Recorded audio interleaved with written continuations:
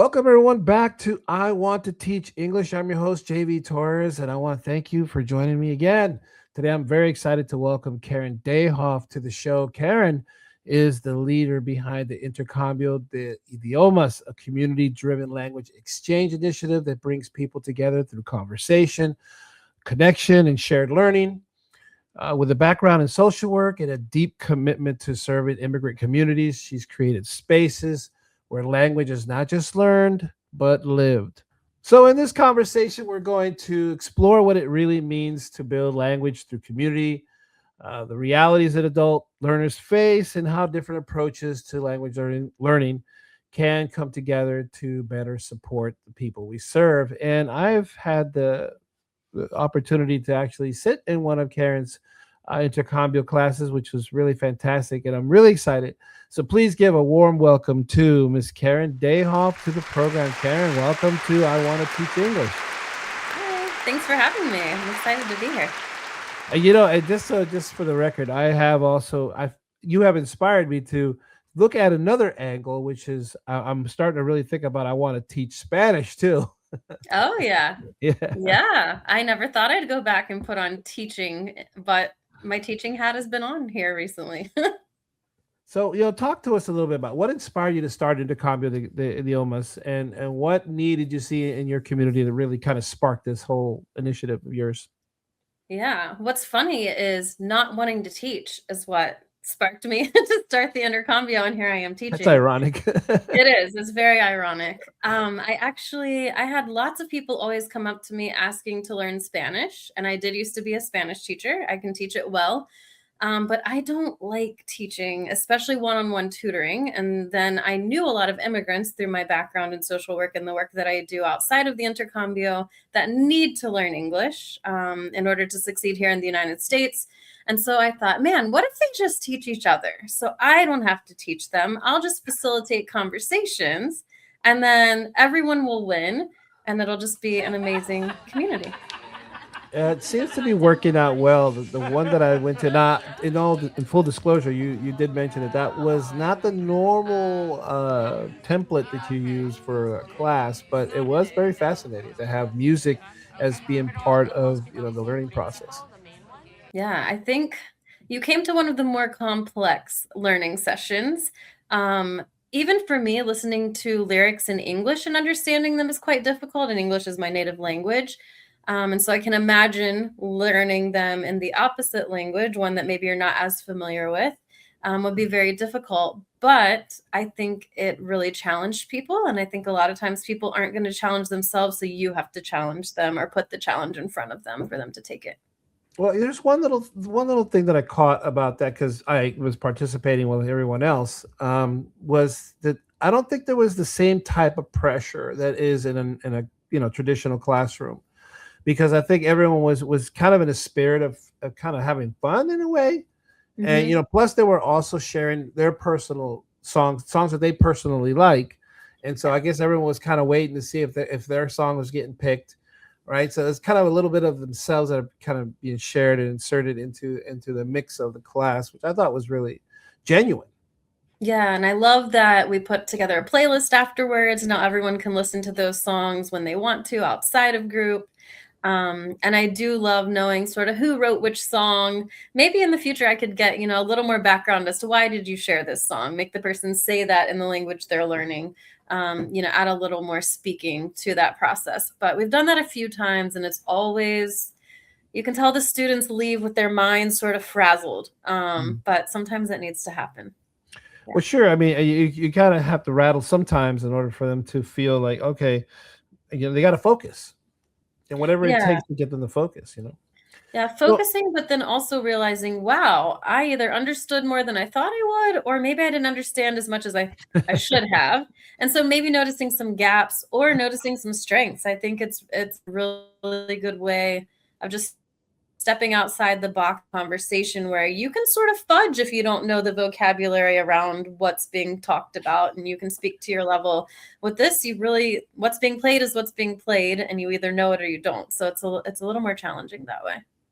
Well, it was really fascinating to me because there were some of the songs that were, there were Spanish songs, and so I was trying to translate. I was always translated it into English anyway, but it was so weird, strange to me, and then how I was off a lot of times, and it doesn't always translate well, and maybe it's just because I'm No. thinking and I'm thinking in English when I'm listening, even though I can think in both languages, but it was still very challenging even for me. Yeah, it's very challenging, but it's one of my favorite nights because a lot of the people in that group love music, play music. It's one of their favorite things, and so I love bringing whatever fascinates or makes our community run. I love bringing pieces of that into the language exchange.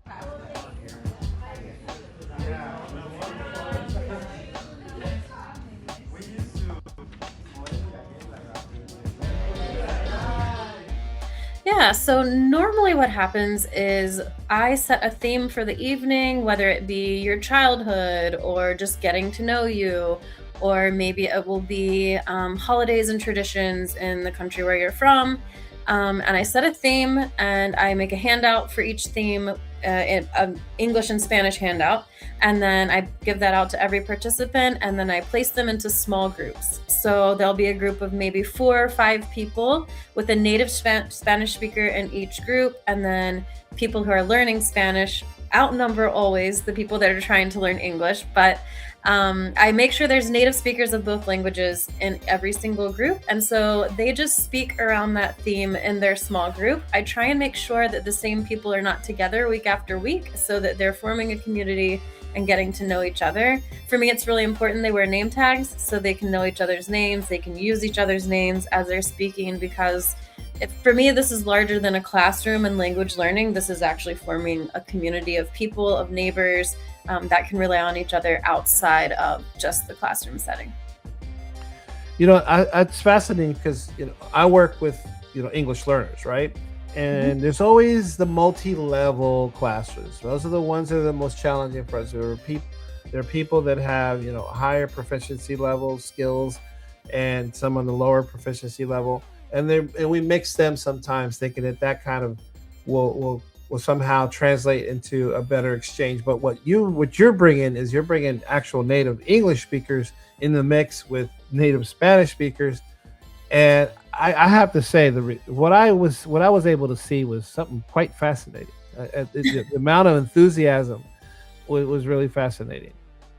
Yeah, it's been such a unique model. I wasn't sure it would work. We're about to start our 4th year. We've been going for almost 3 years now. When we first started, there were 6 people in the room, and now we average around 30 people every week. And I don't know. I think learning that you have friends now that are speaking Spanish or speaking English, and it's not just a teacher that you have to rely on, you now have this whole community to rely on. I think it helps you to lean in to like, now I really want to speak to Jose more, or I really want to speak to Karen more. I really want to know more about her. So I better like really hone in and focus on learning. And so I think that piece of it has made a little extra motivation for people. Hola, buenas tardes, clase. ¿Cómo estamos?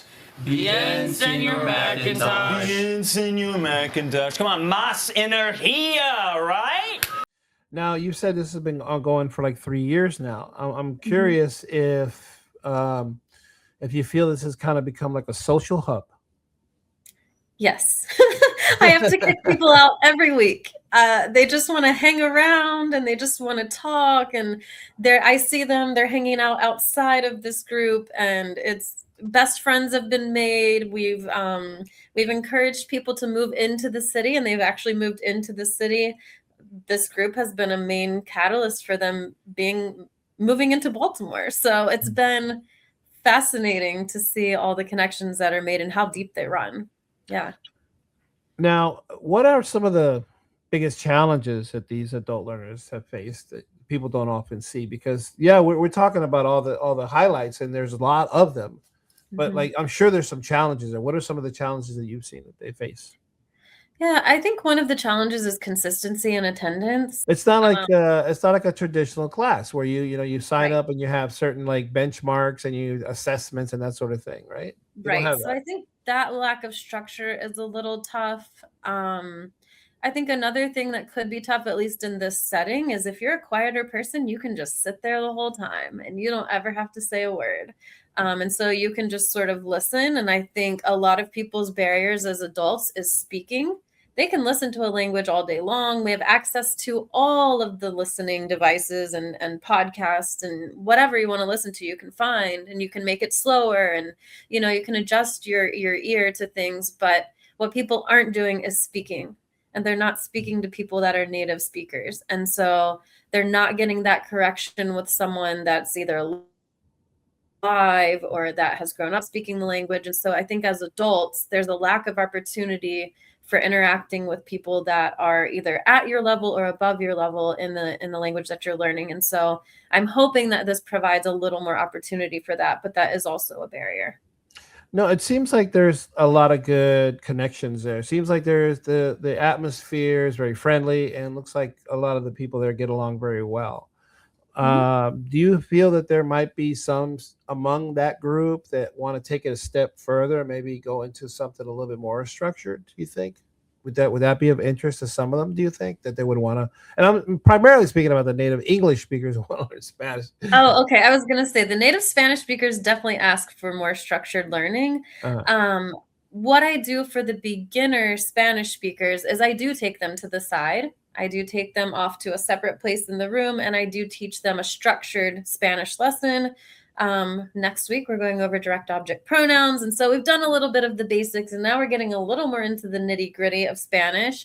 I let them learn vocabulary on their own. Obviously, they're going to pick up some words here and there in the classes that I teach, but the grammar is something that a lot of people can't understand grammar through apps. I'm finding out as I'm teaching these classes. They're doing Duolingo or Pimsleur or whatever it happens to be that they pick as their method for learning a language, but there's nothing like being able to ask a teacher in real time the questions as they pop into your brain. And mhm. so I do think there is a need there for a structured class. I think it does get a little crazy when you have all different levels in the same classroom setting. And so it's very difficult to structure classes when you have all different levels. But the more advanced learners don't really ask for that as much. I think they value a lot the conversational practice. So let me ask you, in your experience, how far can conversation alone take a learner without structured reading and writing instruction? Just I mean, just some conversation. some anecdotes from people that have been coming to the class for years now, or even just a year. We have a lot of learners in the community that grew up in a Spanish speaking household or have Hispanic roots, and they don't speak Spanish very well. And so for them, this is part of regaining their heritage. This is part of making grandma proud when they go to visit her.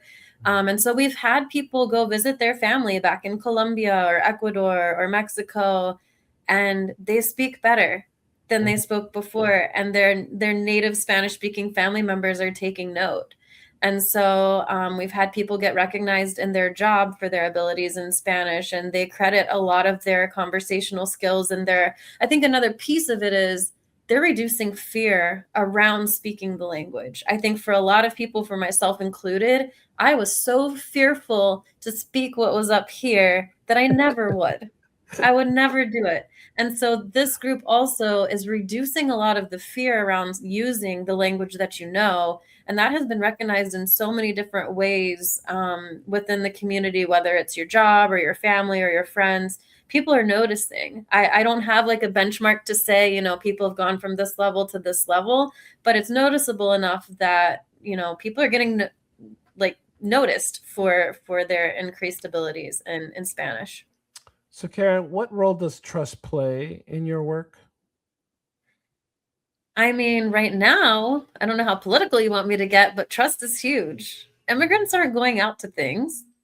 And Mhm. so having a space where they feel safe to come out and join and share their stories and share their histories, I think that's one way that trust is formed. I don't know Well, if it's necessary. Go ahead. No, I don't know if it's necessarily trusting me, but they're trusting each other. Sure. And I think that's where more trust has to come in is I'm kind of being vulnerable telling you that my mom died 10 years ago. I don't tell that to just anybody. Right. You know, and so it's forming trust amongst each other. The group wouldn't work without trust. We wouldn't get very deep. We would start with like my favorite color is, and I have a dog, and you know, like we wouldn't be able to get work. we wouldn't get into these deeper conversations that I think are really valuable. So I think it's hugely important. Do you think that other establishments might want to jump in on something like this, something that's like secular, perhaps? Oh, yeah. I mean, I think even I've thought about schools or other businesses wanting their employees potentially, right? Like, oh, I want my employees to learn a bit more Spanish. It'd be really helpful for our office if like they spoke a little more. And so I definitely think there's other places that would be willing to open up to even doing, you know, like a 6-week term of like a semester almost of something like this.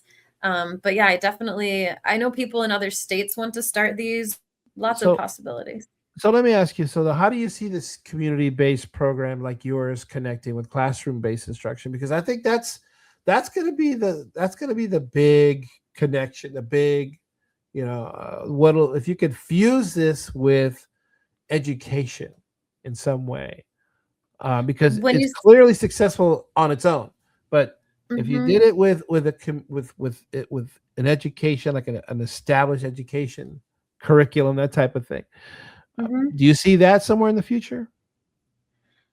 So if you're referring to classrooms and schools, I would love to see it be integrated in schools.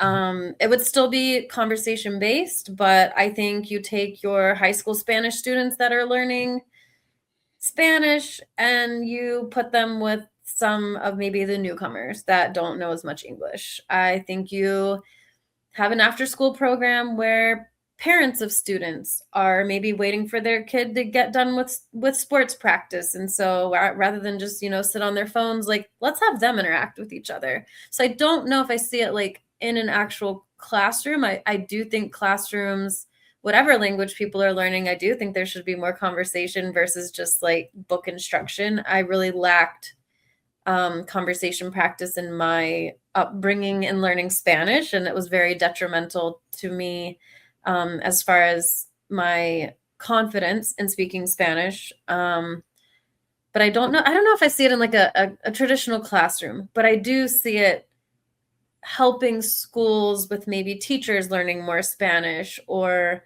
Spanish speaking parents learning more English. Like I see it being a way of like integrating the community, the entire community of a school more with each other. And I've been in conversations with people about that. I don't know what it would look like or how that would work, but I would love to see it happen.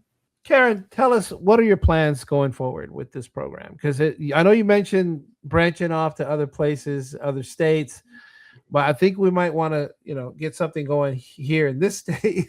Because you know what I mean? Because there's a lot of potential there. You got a fan in me, trust me, because I'm 100% in. If you called me tomorrow and say, let's do this, I'm there. I believe in what you're doing that much. Oh, thank you. Yeah, I think a lot of people believe in what I'm doing. It's been so fascinating. I never, like I said, I never expected it lasting this long. I really thought it was going to be sort of like an experiment that lasted maybe 6 months. And I realized about 5 weeks in, there was no way I could do it for free long term. So luckily we started getting some grants for the program, which is great. But I ideally would love to see it be a source of income, extra income for people if they're facilitating a group. I don't certainly need to facilitate all these groups. I don't like working every single evening of my life, but I think it could be a unique way of providing income for people that maybe like couldn't be employed otherwise, or someone who just needs extra income. It's quite easy. It's not easy to facilitate. Sometimes people are difficult, but there's not a lot of like planning that goes into it. Especially if I'm the person coming up with lessons and things like that. But I think the back end side, what I'm finding is the admin side is quite complicated sometimes. And you've seen in the WhatsApp group, which is another piece of all of this, we're interacting through a WhatsApp group all throughout the week. There's a lot of case management that starts to happen there, and people looking for housing or people looking for jobs and things like that. So that's another piece of the community that takes a good bit of time. But to answer your question in general, I think even in Baltimore, there's a lot more that could be done. And I love that Baltimore, I mean, the mayor, the city council, like they are so for immigrants, and they've done a lot of legislating recently in regards to protecting immigrants. And so I think we're in the right space, that what we're doing will be very accepted, and not just accepted, but also like applauded and like lauded. Is that the right word? Like it'll be supported. And I think other people want to see it grow just as much as you and I do. And so when you've got that momentum, I think things happen. You just have to find the right doors to go through. Yeah. Well, I will say it here in public that I'm more than happy to work with you on this venture. Maybe going forward, whatever those brainstorm ideas look like, you can count me in, Caryn. Yeah. Thank you. I would love to brainstorm, because I love what you do through I Want to Learn English as well. Even though I was just in that one session, it's amazing. I've watched a few of your videos on YouTube now too, and just your method to the madness, for lack of a better term, it works. And I was very impressed with your students.